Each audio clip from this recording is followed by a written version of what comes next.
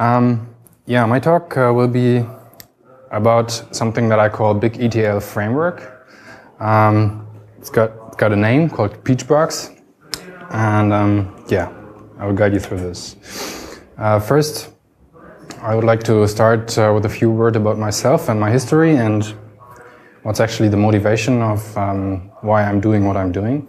I was also in particle physics, working at DESY in Hamburg, working at a collider experiment, and even at that time I was doing data analysis, data analytics, and yeah, lots of computing, and that was already like a big data problem because you know, this collision takes place at a rate of 40 megahertz, and then the detector detects all kinds of stuff, and you get an event that has quite some data. So at least back then, the experiment in Hamburg was still quite big, and you can consider this a big data problem. Many events of the same structure, and even at that time, like the computing infrastructure wasn't really good. So we had a cluster of computers, and we were writing our analytics code, and then we had to schedule the jobs by ourselves. So there was no resource manager, nothing like that, just a queue where you could send your jobs, and when there was a free slot, it got computed, and you got your answer back. And yeah, I actually had to put the results together. Yeah, actually, so every researcher had to deal with this, and there was no general solution to this. So everybody actually developed this private solution to this problem. So there were like hundreds of solutions for parallelizing these computations. After I left academics, I started working in an ad tech company. We were doing real-time bidding, so it was a startup, and there was nothing in the beginning, and yeah, I was supposed to develop their framework, their data processing, and I thought, hey, that's a good fit. I'm coming from particle physics, and the data actually has a similar structure, so you have a lot of events, like they're all of the same structure, and yeah, you want to get signals out of it, for example, to predict prices for potential banner placements. And at that time, Hadoop came up, and it was like a very interesting technology. And I thought, hey, Hadoop, that's great. You have a framework. You just need to define your map function and your reduce function, and you can send it to your Hadoop cluster, and you know, perfect world. Very easy, everything. So everything seemed better, but it was actually not.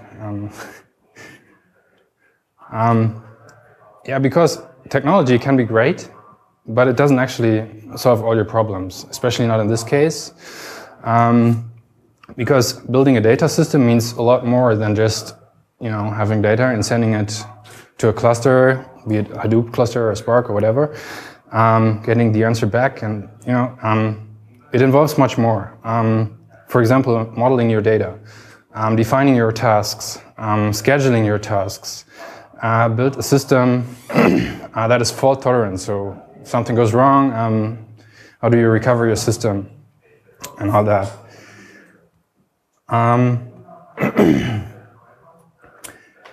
Yeah, so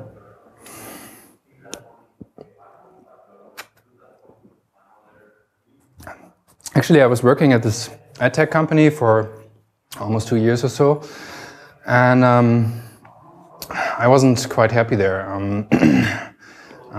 You know, because CTOs tend to look for like quick solutions. So they see a problem, and then they look for a technology, want to apply it, and think then they're done. And yeah, I was even back then trying to approach this in a more yeah, integral way, to develop a system which also runs in the long-term run. And yeah, after I left this company, I started working as a freelance data scientist, and kind of specialized into these data processing systems also, and have seen that like a lot of companies actually do have this problem. So you heard in the talk by Felix, for example, if you look at the problem setting, you know, the companies usually have data, and they want to do something with it. So they approach a data scientist and say, hey, you know, can't you just calculate some predictions for that? So, you know, you have the data, and then usually you have the descriptive part, and then you have the predictive part, and then the prescriptive part. So you look at the data, you gain knowledge, you develop a model, and you can calculate predictions, and then you can actually tell what to do with it and feed it back into the system. And yeah, somehow most companies don't understand what needs to be done in this whole chain to get from we have some data to what can we do with it. So in 2012, I think, a guy called Nathan Martz, who worked Twitter before, started actually writing a book which is called Big Data, and it's about principles and best practices of scalable and real-time data systems. And he called it the Lambda architecture. Yeah, he started writing it like in 2012 at Manning, and they have these early access program. And he just finished and released the final version just a couple of weeks ago. So what he describes in his book, in the Lambda architecture, is really how to design a scalable data processing system from an integral approach.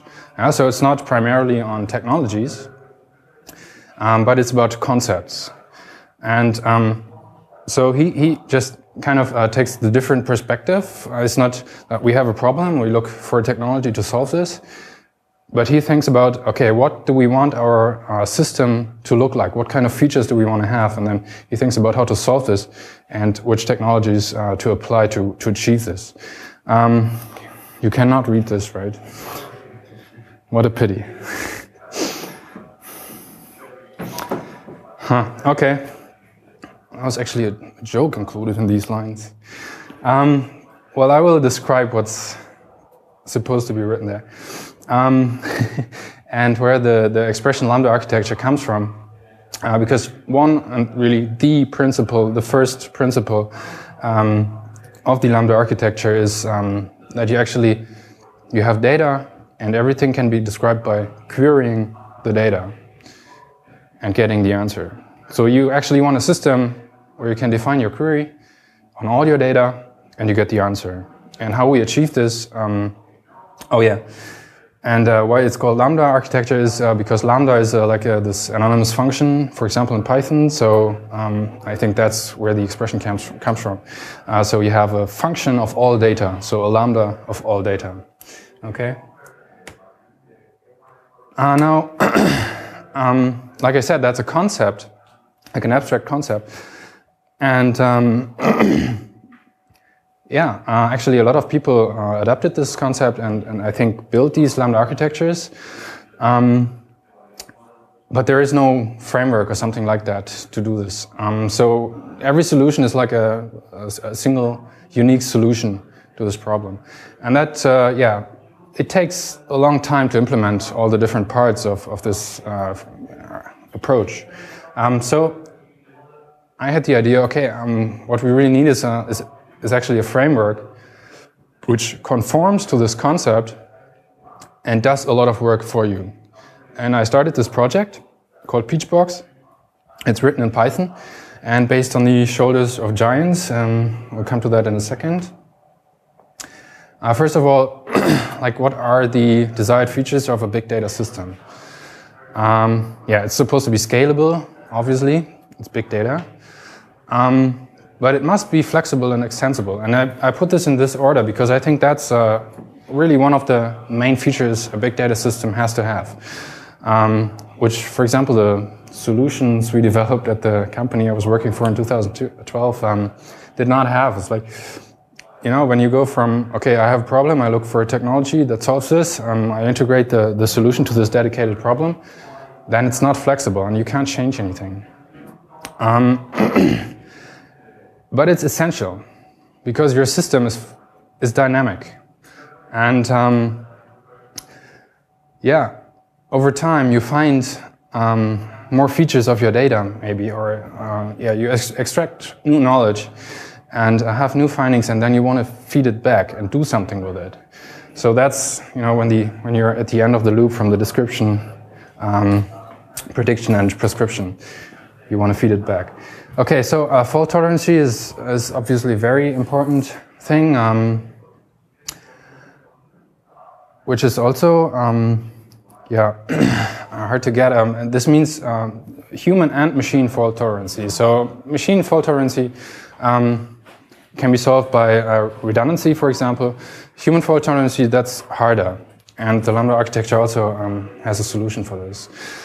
You should always be able to do ad hoc queries. So your data sits somewhere, and you want to query the data. You want to see what's in the data and explore it, for example. Do machine learning tasks on it and learn something from your data. A lot of systems actually don't have this, or at least 2 years ago didn't have this. If you were working with Hadoop, it was dead slowly, right? And at least if you have been working with MapReduce jobs, like this development circle, plus also the application and so on, that took ages. So that's not really fun. For sure not for data scientists who want to apply models or do statistical analytics.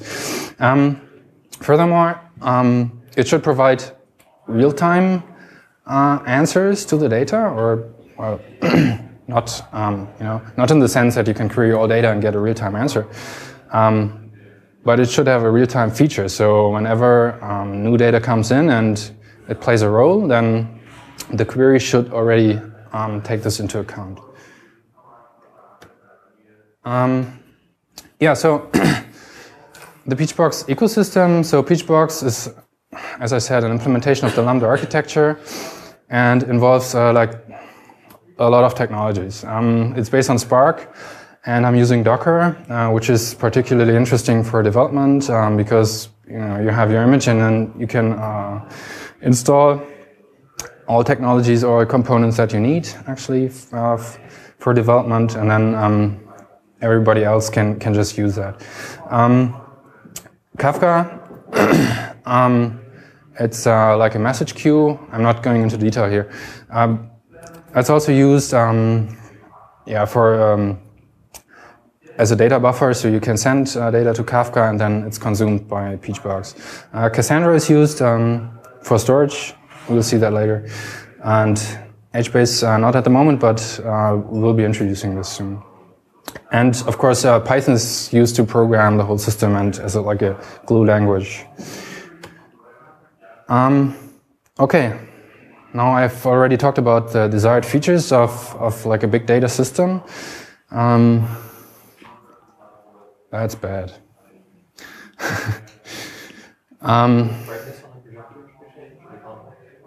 What's that? Lower the brightness and right. I think it's broken. We've tried it before. I will try to explain what you can see here in the slide. Just a second, we try again. Maybe some of you guys help me. I think we're not going to find a solution anytime soon.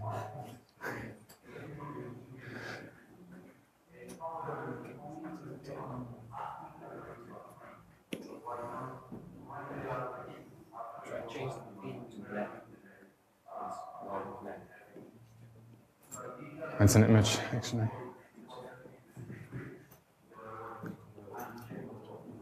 Okay, I will just try to explain what you're supposed to see here. Your data comes into your system, and then the Lambda architecture foresees actually two streams of data. One is going on the top and one on the bottom. And so it's big data, so we want to have batch processing. So you have a batch layer where you process data in batches and with high redundancy, and you store your data in the master data set. This is where your data is stored and where you have to make sure the data doesn't break. So you process it in a batch layer, and then you provide the results to the serving layer. That's what it's called. You can think of this as a database where you can actually batch write and randomly access your data, right? So that's what the batch layer does well. And in the other stream, because you have this high redundancy here, the other stream actually serves as kind of a buffer. So when the jobs take, I don't know, 2 hours, you have like 3 hours of data here that are processed in real time. And then at the end, they're combined in your queries. So yeah, you query the serving layer, you get information which is like 2 hours old, and then you combine that with the information from the speed layer. And the advantage is obviously that here you only have 3 hours of data, so that's not that big, and it's easier to handle. But it's real time. Okay.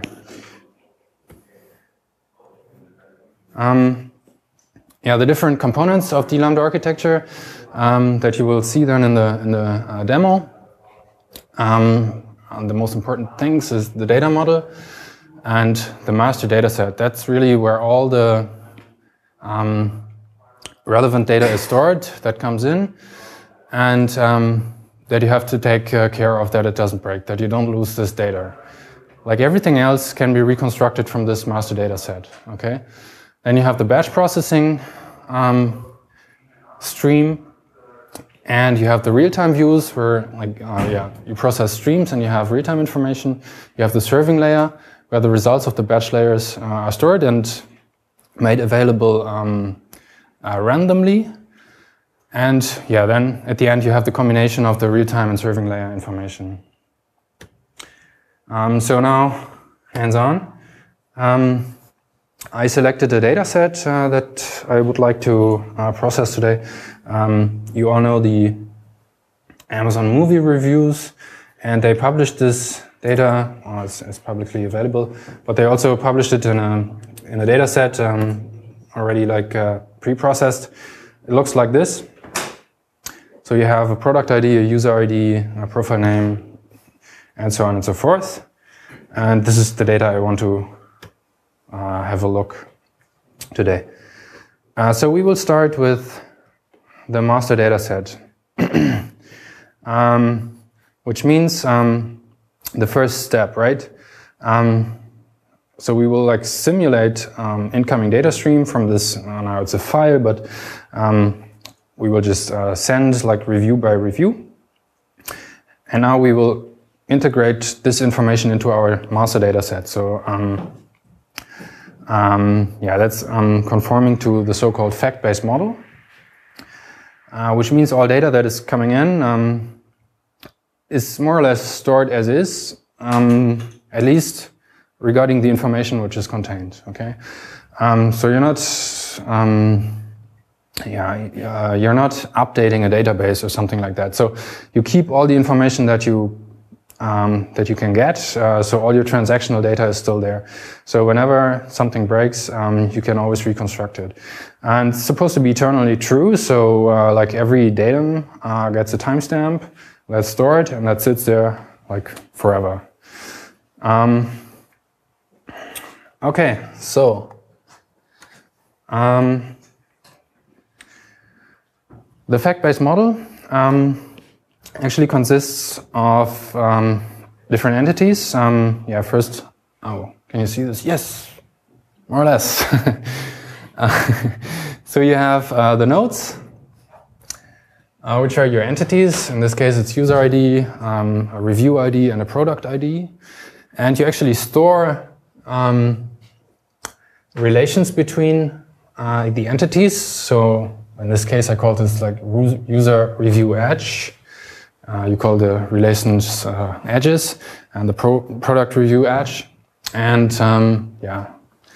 you're supposed to be thin lines. So every entity also can have some attributes.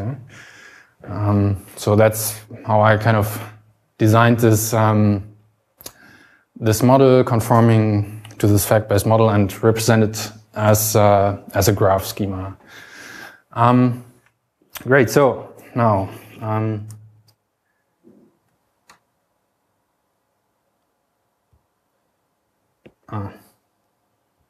This one. Oh no. So those are now the tasks that we will now do to integrate the data. We will define this model, like programmatically. Define a task to transform the initial data that comes in, and we'll have some pipelines to process data. And yeah, I will explain everything in detail when we look at the code. Okay, so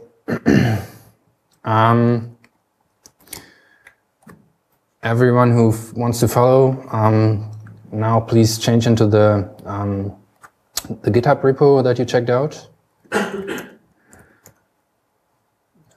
It's like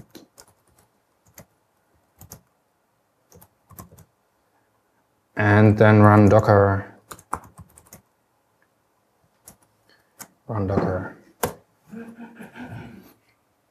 Okay, and then this should initiate a interactive session inside the Docker. And I like to use tmux. Yeah, you can see that, right? So tmux is a terminal multiplexer. Real quick, you can open just different terminals with a Control B. That's like the shortcut to get into command mode, and then you can, for example, press C, and then it will open another tab, right? So now we have two. And then you can switch between the tabs with the Control B, and N would go to the next one, and P to the previous one. All right, so if you're inside the Docker image, then there should be a /Peachbox tutorial folder, and yeah, actually I can show the structure of this. So this is like a new project. I mean, I prepared everything, but now if you would like to implement your data structure from scratch, you would start with on a white sheet, and then you would start with actually writing an app. So you can really think of this as a framework, and maybe compare it to a framework like Django. So, you know, like 15 years ago, we were writing HTML code, and then nice frameworks showed up. And now Django has all these nice features, and you can easily implement your model, your views, and so on and so forth. And this is quite similar. So you have different components, and you implement different classes that inherit features from other classes, and so on and so forth. So you would actually start with the movie reviews app.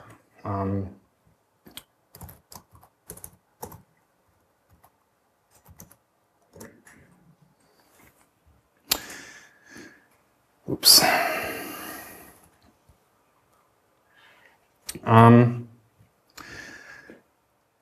Yeah, I think I will only show the code, and you can just follow along, and when we start to run it, you can also run it on your computers.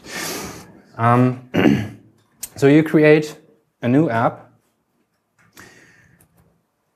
and then the next interesting thing is like you define a task that I call tasks import movie reviews, sorry, that I defined myself in the submodule, and we will have a look at this in a second. Okay, so that's the first step. Create an app, create a task. So I put this into tasks, importer. Oh no. No, actually, one step back. I wanted to show you first how I defined the model. All right, so a definition of the models, which includes the fields that we want to store, which is under model importer. What? Master, sorry. It's the master data set, like the data set.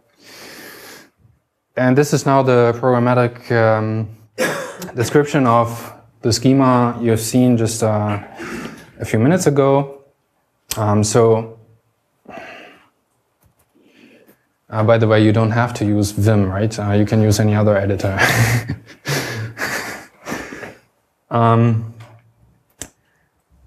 So what's important is this class inherits from master data set, and then you have to define a data unit index, which has to be unique, because from the data unit index, it derives actually the path where the data is stored in later on. You don't have to care about it, but you have to make sure the index is unique, okay? Then you define a partition key,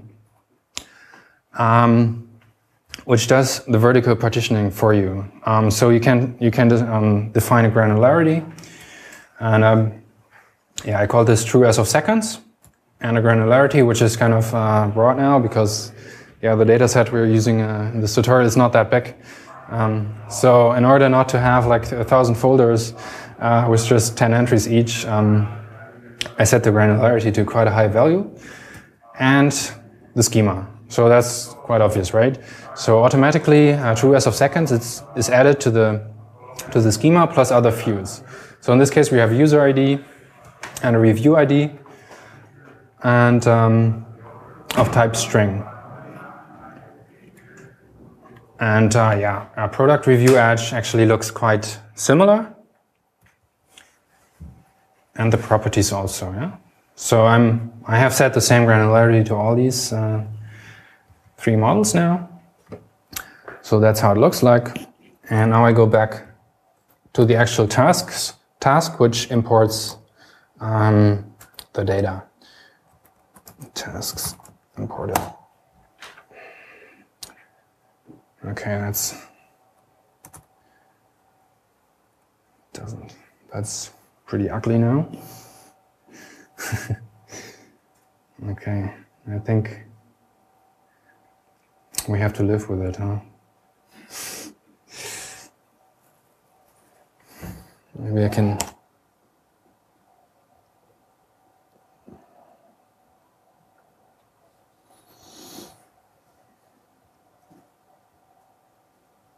Can you still see this? Hardly. The black lines. Oh, I can change the color scheme. Send people to the live stream if you like. It has a little bit of lag, but... You know what? I think I can change the color scheme. Let's change the Oh, like what would be good? White on black?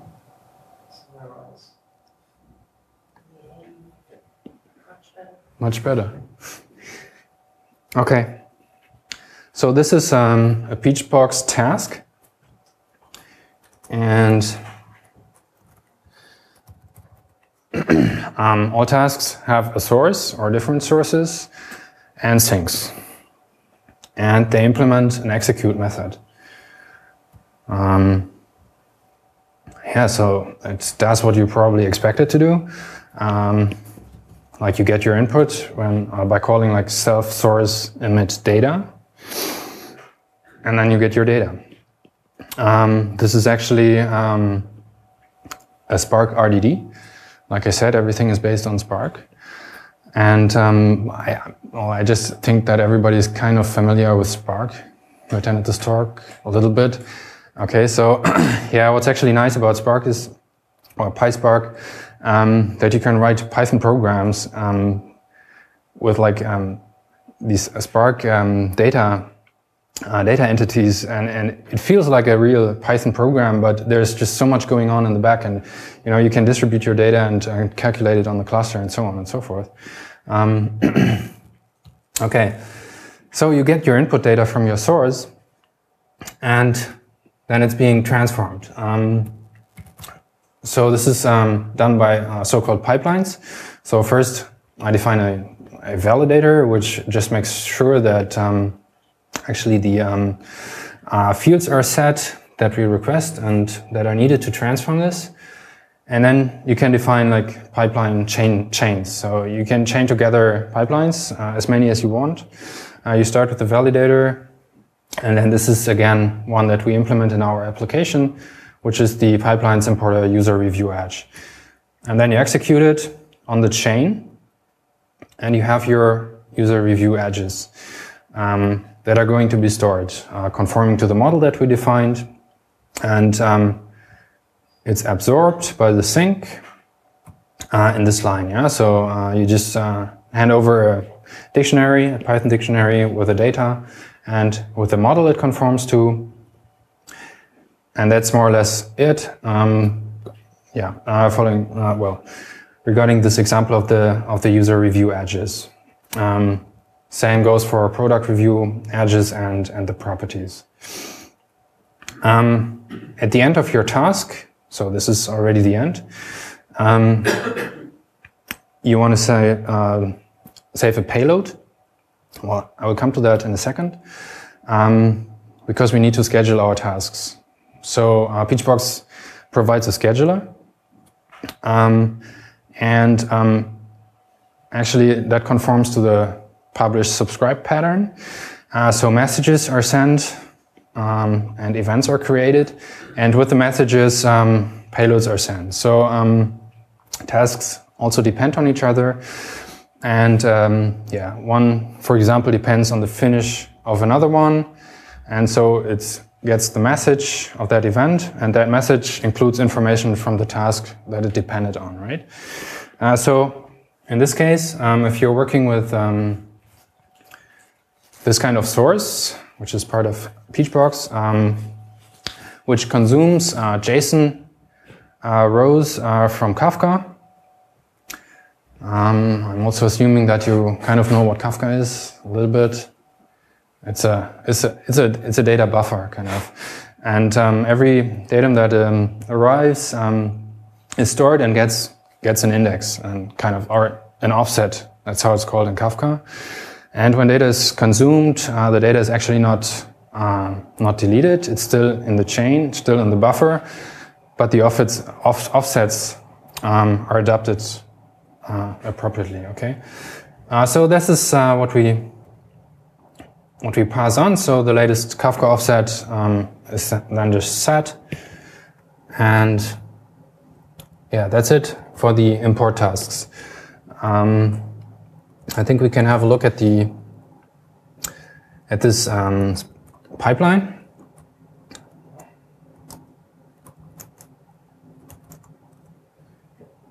And see what it does. So this is an example of a pipeline that you could implement, right? It must have an execute function. And then this is what it does. It just fills row by row all the entries. It gets a user ID, the product ID, a timestamp, and a review ID that I actually generate because it's not provided in the data set. And it returns for each row, like a row that you derive from the class which defines your model. So this is what we defined earlier. It's model master user review edge. You say .spark row, and then you hand over all the fields that you want to get consumed. So that's it for the importer. So just to recap, we have the app, we define the task. In the task we have different pipelines that can be chained together. This is, for example, for the user review edges. And then in the next step, what you do is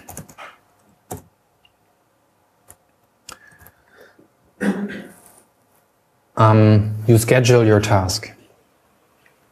Okay, and I will try to, or maybe we will not run each step, but do it once at the very end. I'm not sure. Maybe without the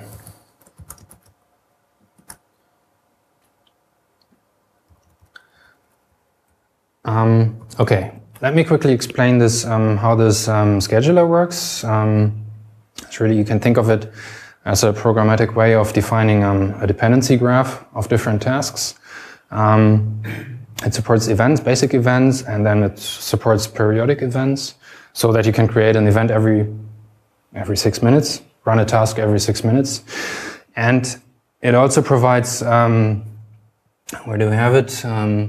Conditional events. So events that depend on more than one task, which makes a lot of sense because you can think of like running a task every 2 hours, but it should also depend on the finishing of the last run because you don't want to run a task more than once at the same time. So this is what is being done here. So I define an event called import movie reviews start, and this is a conditional event. I define another event which is called, like, say, every 2 minutes. It's called every 5 minutes, but it doesn't matter. Then there is like the importer finished event, and the start importer is the conditional event, and that depends on both of these. So it's only run when the last task succeeded successfully. Was run successfully, and not more often than every 5 minutes or 2 minutes. And then, the app has a scheduler property, and then you can say subscribe and define which task or which task subscribes to which event. So the import movie reviews subscribe to start importer, obviously. So whenever that's sent, then this task is started, and then the app is run, right? So I commented out this real-time view. I think I will first explain the batch view part, and then we can actually start it and consume some data. And no, do it the other way around.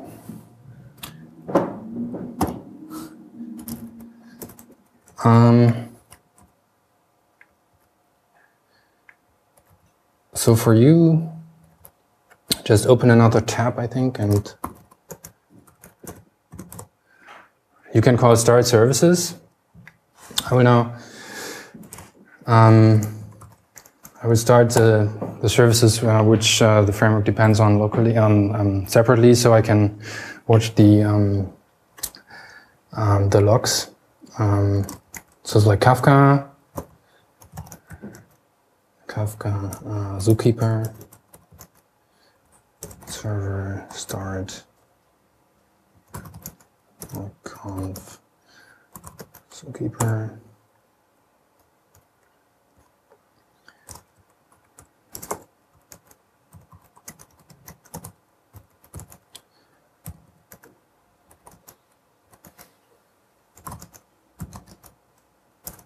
What's that? Yes. And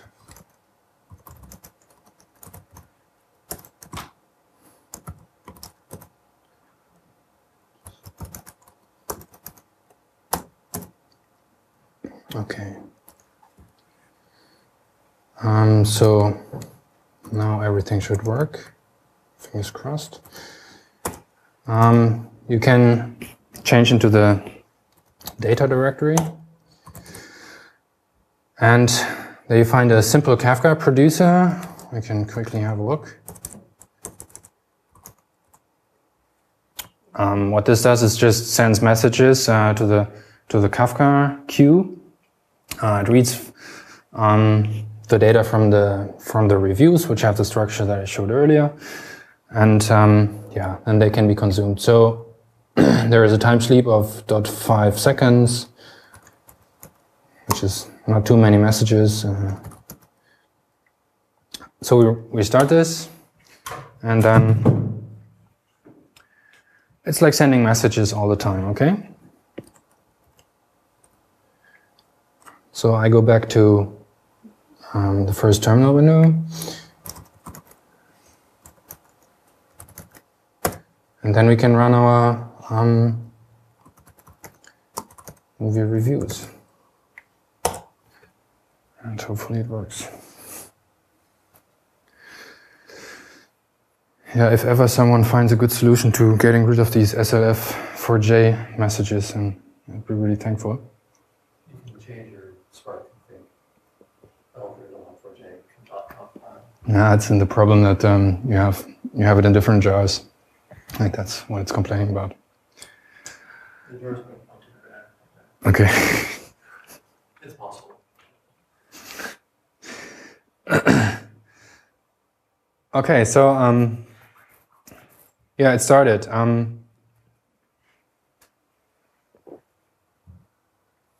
It's sending messages to Kafka, and now the import job is run every 2 minutes. I think that's the value that we set.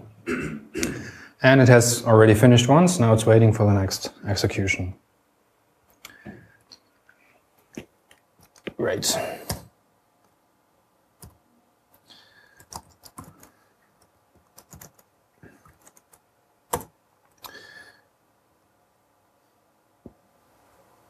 Yeah, so this was the scheduler. Link this. And now we actually have data in our master data set, and we can do ad hoc queries.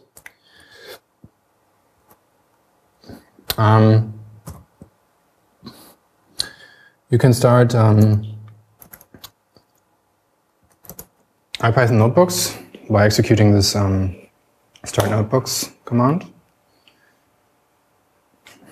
Yes. And you can go to the browser.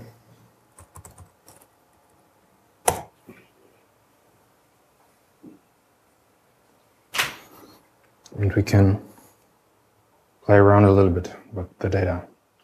So ad hoc queries, a couple of import statements. Matplotlib. This, by the way, The notebook server is running in the Docker and yes, you're connecting to it from your local machine, or is the notebook server running on your local machine? the notebook server is running inside Docker. Okay, and And then I, you connect to it with your browser. yeah, exactly. Okay, here I'm creating a data warehouse, DWH, that's what I call it. And Why didn't you need to change port and the host? oh, I did. I ran a shell script, and inside the shell script, it's defined. So you are forwarding to localhost so that you can access this via browser? Yeah, exactly. Is that in the repository as well? Everything. Okay. It's like the same thing. Yeah. Okay. So Peachbox comes with a data warehouse, and that is based on a file system. So you can connect different file systems, like the local file system, obviously, and like Amazon's R3S, and HDFS will come in the future as well. Now in this tutorial, yeah. Oh, I forgot to delete that early on. Is it still running, by the way? Yes, it's still running. So you set a path to where the data sits. Then I'm importing the classes from the models that we defined earlier. And then you can run like queries to the data warehouse.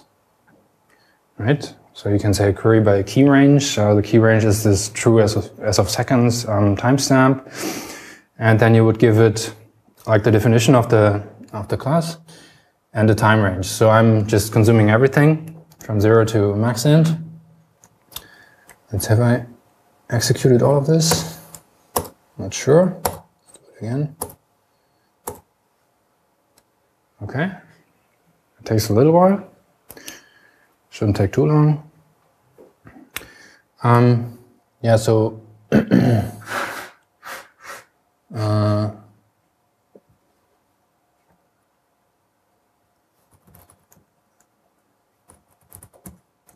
what do we have here? That's a Spark data frame, yeah? So you get back a Spark data frame conforming to the fields that you defined in the model. So you can say, take 3, look at this. That's how it looks like. You have the reviews.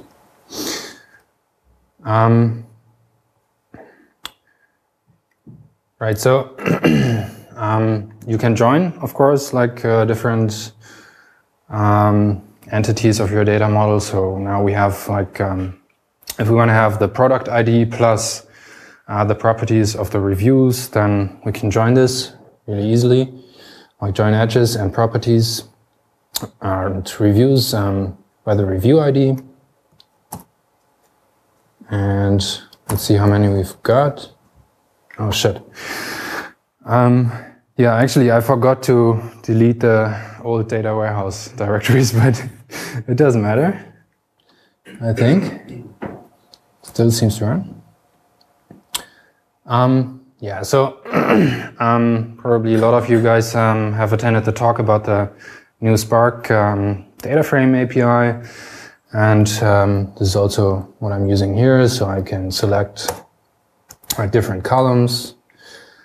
And then, yeah, hey, we have like requested data from our data warehouse, and like we haven't cared about where the data is being stored, how it's being structured, and so on and so forth. This is all derived from the properties of the models. Yeah, and you can just append data and then query it. Real easy.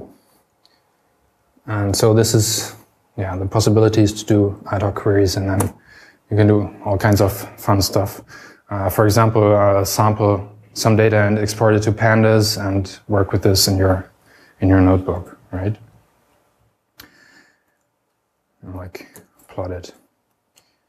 Okay. So yeah, so this is important if you want to explore your data and then you find new features and then you decide, okay, what's like relevant information that we want to provide for quick access, for if we want to develop. Oh, you could hardly see that.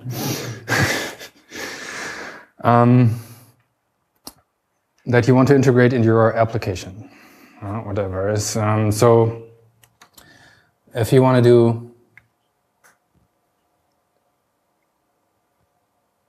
like, have I defined this? Like the count of reviews for a certain product over like the whole time range or a specific time range, something like that. Right, it's too far. So you've done your ad hoc queries, did your analysis, and then say, hey, this might be useful for my application. And then you can define your batch job and put that into the so-called serving layer. Here's the picture from a couple of minutes ago. So this is our master data set. This is the serving layer where you batch write and randomly access data, right? So for example, the counts on the reviews. That's the demo I will show now.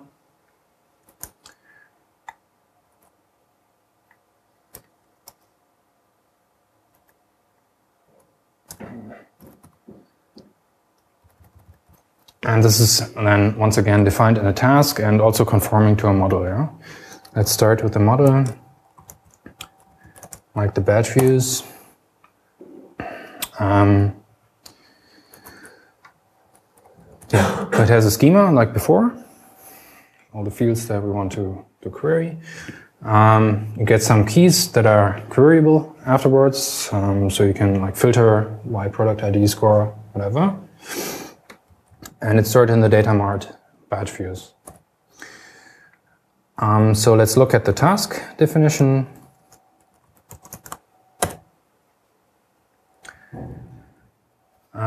Once more, you have sources. Now it's not a single source, but two sources that depend on a query to the data warehouse. So you have a data warehouse connector, depending on the model of the master data set. Right, so you get your properties and edges like before, and then you're joining this, for example, to get the reviews, including the product ID and all the features, all the properties. And this is again calculated in a pipeline, and then it's absorbed. Now the sink where the absorption takes place, is a connector called sync batch view, and that's currently writing to a Cassandra database, right? That's not too smart. In the future, I would like to implement HBase because HBase is more suited because you can like batch put your data in big chunks and randomly access it. At the moment, it's Cassandra. Okay. Let's have a look at the pipeline. Batch views. This is also using some new functionalities from the Spark Data Frame API, where you can define user-defined functions, which come from the PySpark API. And okay, in this batch task, I'm aggregating by hours. This is what happens here, right? So I'm running over my input. So data frame. Yeah, here's a new column is calculated. Each giving each row the corresponding number of seconds with correspondence to a certain hour. This is still called days, but it should be hours. Okay, and then it's aggregated. Okay, that's some nitty-gritty of PySpark now. And then once again, you create these rows of your batch view review model that you defined earlier, handing over like all the properties as arguments. I did this like this because it doesn't depend on the order. So it's like, it should be as easy as possible and as accessible as possible. And then you write it back. Okay, so you have like the timestamp corresponding to a certain hour because it's aggregated. It has a review count for this hour, the review ID, product ID, and the rating of the product. Yeah, and we have already run this.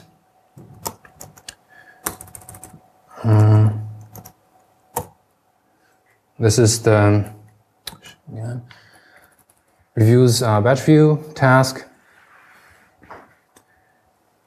And this is subscribe to this event, importer finished, right? So whenever the importing has been done, then the batch view processing is started. And okay, here's something went wrong, but it doesn't matter. So it has already imported data into the database where it's queryable. And showing you this notebook also to see how you access that data now, okay? We import Peachbox. And then, like I said, it's written to Cassandra. And there's a Cassandra driver inside Peachbox that you can create, set the key space to batch views, and then run queries on it. So you can run SQL statements.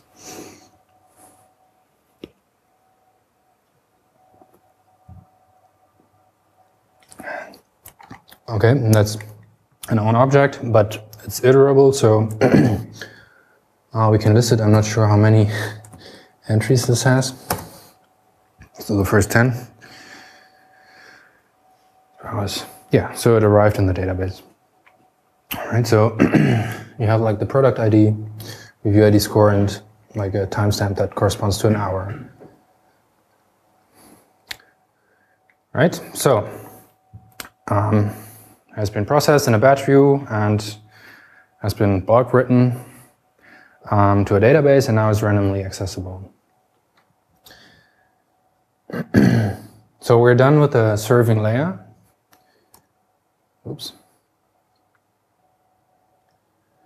But as your data size and your incoming data grows, this takes an hour or so.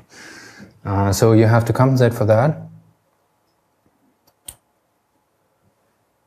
Right.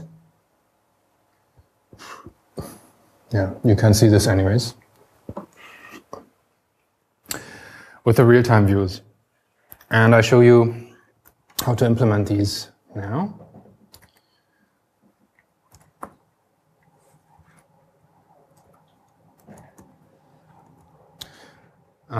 Once again, it's done by a task definition, which is in the streams module now. It's called reviews. And yeah, this consumes data in real time and also writes it to Cassandra. And let's have a look. How that's defined. Once again, we have a connector for the source and the sink. And now the source is like a Kafka JSON stream, so data is still coming into a JSON. But now, this time, the source is a stream. And once again, yeah, same pattern, right? You define your pipelines, like you validate the keys, and then I define another pipeline for transforming this into the format I want to have it. I'm not going to show you this. I silently removed the comment in front of the streaming task. So this doesn't need to be subscribed to anything. It's not doesn't need to be integrated into the scheduling because it runs all the time, right? It's a stream, so data comes in, it's processed, it's written to the database. So that's why it doesn't appear here. Now let's see. So this is starting over again, and the stream processing as well. Yeah, it runs simultaneously. So let's see if that worked out. Is there a way of switching the color in Jupyter to black as well? There's no easy way of doing this. If anybody knows how to do that, you can adapt to CSS, but I haven't done it. It's okay-ish. I mean, to get an idea, you go to streaming.media.ccc.de. I couldn't get a Wi-Fi connection, actually. Fair enough. And you could increase the size. Oh, great. It's better to read the font size. Sorry? Okay. Huh. You get an idea, huh?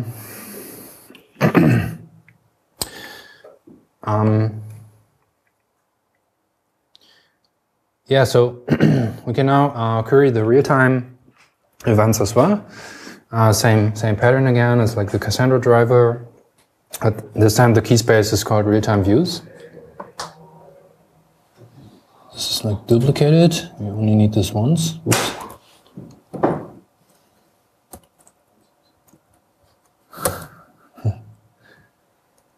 Okay, and I'm executing this, and you must run the stuff here as well.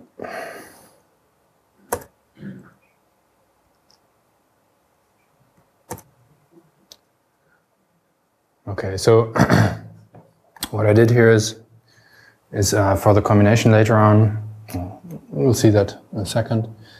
So the real-time views recurring, like all the reviews where a product ID has a certain ID and trace of seconds is bigger than latest timestamp. Okay, and there is no event in here. So like, why do I do this? I extracted like the review counts from the batch view, and let's do that again. So you have the timestamp and the count, and then you can just extract like the latest timestamp, and then you know how old your data is. And you provide this to the real-time view and say, okay, count all the reviews with a bigger timestamp. That's it. And actually there is none. But now we can send one. I'm not sure. Where did I? Product ID is like this. KPI. That's a different product ID. And let's do it for the same one. Still 0. Okay, now we just send a message to the Kafka client. That has worked. And now, fingers crossed. Review count is still 0. Might have been crashed, yes. Let's start it again.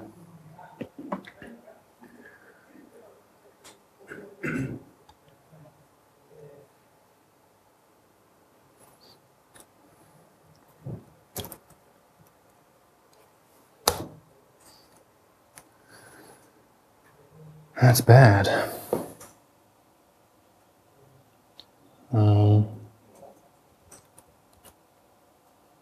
Like this is the same.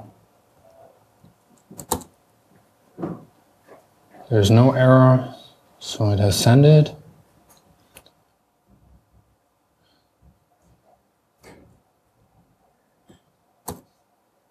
Oh, now it's there, even twice. So it has arrived. So this is data that went through the real-time part, the streaming part. And now, I put this together in one function. This is what it could look like if you now combine these two. You can do that in a much nicer way, define a class and member variables and so on and so forth. But let's see, it has 14. Is that right?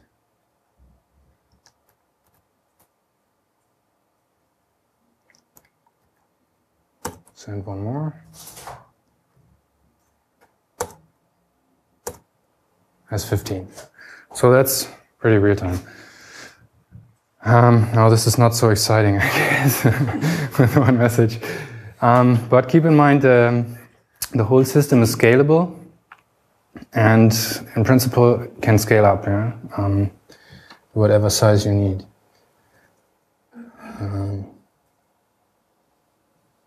Because every component is scalable. It's based on Spark, it's based on Cassandra, on Kafka.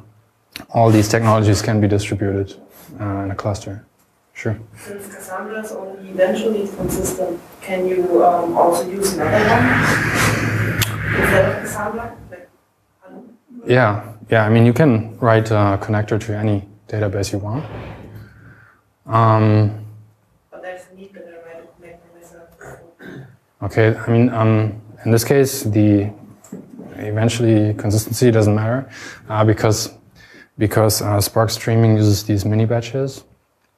So you're consuming data every second at max, and I know that's a bigger issue actually. So the data is not really real time, and I think you don't have to worry about your Cassandra issue at this. Yeah. When you call sync absorb, this is internally calling Cassandra, storing the data in Cassandra, or the absorb function. Is it configured, or can we change some code? Just changing the class. Exactly. So when you define your task, let's see. So we call connector sync. Sync is connected with Cassandra, or is? It depends. I can show you. I cannot find the code where it's. Oops. So in your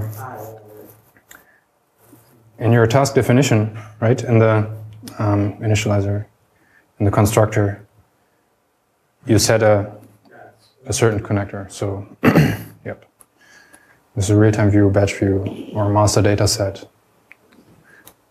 where you want to go, where you want your data to go to, right?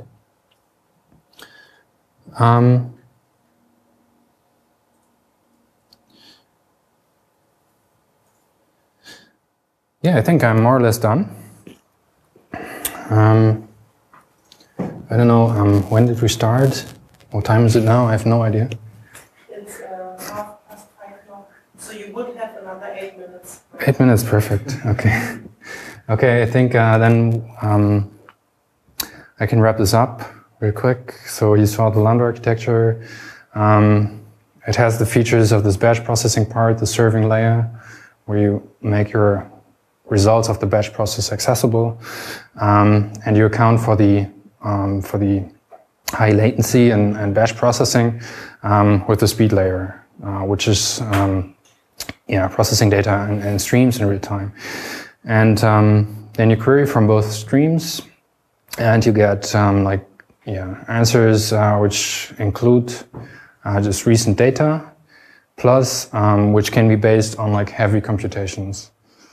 And this is like one feature which is that people always think of when they hear Lambda architecture, but Lambda architecture comes with many more features which are also relevant if you build a big data architecture. So when you go and build your own big data architecture, there will be many mistakes, I assure you, that you will do. Many pitfalls. And not everybody needs to make every mistake every time, over and over again. So I highly recommend to read this book before you build your big data infrastructure. And if you like, use Peachbox. I mean, it's obviously not yet production ready. It's really early state. It's all open source. It's licensed on an open source license. So you're welcome, more than welcome to try it out and contribute and send pull requests and all that. I would like to mention Nathan Mars. I took some images from him that you actually could not see. And I also want to point you to an interesting project if you're in this PySpark business, which is PySpark Cassandra, which is a connector for Cassandra to PySpark and the other way around. There exists like a DataSex connector for Scala, but not yet the PySpark interface, but they have implemented it. So nice thing, and it's not yet very popular, but it exists. With respect to Peachbox, next steps are for sure like to stabilize this and to do some benchmarking, to deploy it on a cluster, to integrate HBase, to integrate monitoring, all that kind of stuff, to do this access right management for users. And I think there can be much more convenient functionality. For example, that you can reuse pipelines in different, in the batch layer, in the real-time layer, because that's always like one argument that people come up with is like, okay, this Lambda architecture is nice, but I have to like implement my business logics twice, and this is also something like that Peachbox tries to avoid, that you can recycle your definitions of the pipelines and can use in both layers. Like I said, I'd like to get more people involved because I think this is a really useful project. From my point of view, this is actually how you build big data infrastructures. I know, for example, Spark now comes with, or Databricks came up with the Databricks Cloud. That is a good example of how to process like big data. Big data. Actually, I think you cannot build your big data system from inside a browser. This is not how I would do it, and I think this is the better approach, to have a framework that is actually programmable. I forgot to show you you can, every piece, every bit of Peachbox you can test in unit tests, and that's very valuable. So whoever has built like databases even, or data infrastructures, knows how valuable that is if you can test what you do. Okay, so if you're a DevOps, then just check it out, like follow the tutorial, try it. If you're a data scientist, you should also like be interested in this, because it's like turnaround time from the point where you actually like query your data, look at it, do the ad hoc query, and find a signal, and say, hey, let's use this model, and have fed it back into the system and have the data ready. The turnaround time is quite short, I would say, if you use a framework like this. Yeah, if you're a company and you're thinking about like starting a big data project, also you can get in touch with me. Yeah, you find me on LinkedIn, on Peachstone.io. I have a link to the Twitter account also that you can subscribe to. That's it, folks. Thanks.